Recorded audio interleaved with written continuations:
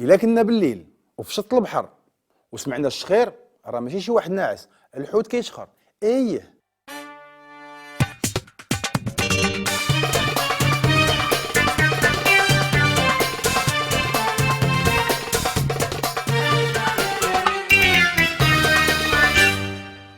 اليوم الموضوع البرنامج اختارنا نتكلموا عاوتاني على الحوت، لان المغرب غنقولها ونعاود نقولها معروف عالميا بالثروه السمكيه ديالو.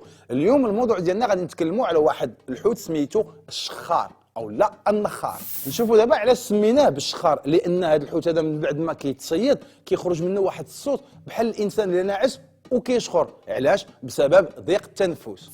غير هو الا مشينا عند مال الحوت وتكلمنا معاهم وسولنا على الشخار غيعطيونا الشخار. وهذه المناسبه نحييو كل الناس اللي كيبيعوا الحوت، ولكن في الاسواق الممتازه مثلا باللغه الفرنسيه ما دايرينش ليه بحال اللي قلنا غروندور ميتيس او لا غونفلور، لا دايرين ليه لو سار بلون، يعني الشارغو الشهب. علاش؟ شحال ما زينا السميه شحال ما طلعنا الثمن.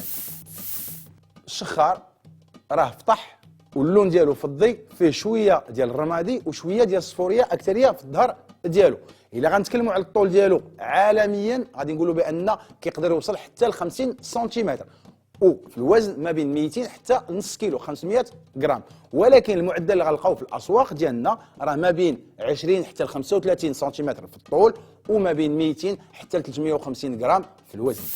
فين كيعيش هاد النخار او لا الشخار؟ في البحر، متفقين. على حسب الابحاث والدراسات العالميه كتقول بانه هو موجود بكثره في البحر الابيض المتوسط، وكيبغي بزاف المناطق اللي فيها الرمل والصخر، ويقدر يمشي في العمق حتى 100 متر.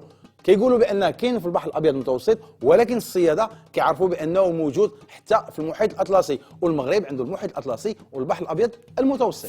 مادام كنتكلموا مع الصياده ما نساوش نقولوا بان الى صيدوا الحوت الشخار او النخار والطول ديالو ناقص على 12 سنتيمتر، من الاحسن يردوه للبحر باش هكا يحافظوا على الثروه السمكيه ديال المغرب. اخر حاجه غنتكلم عليها ومهمه للذات ديالنا، ان هذا الحوت هذا راه فيه واحد النسبه عاليه من ملح اليود اللي مهم للذات ديالنا. ايوا هادشي كله اللي قلناه راه غير باش تستهلك الحوت وبلا ما تهلك.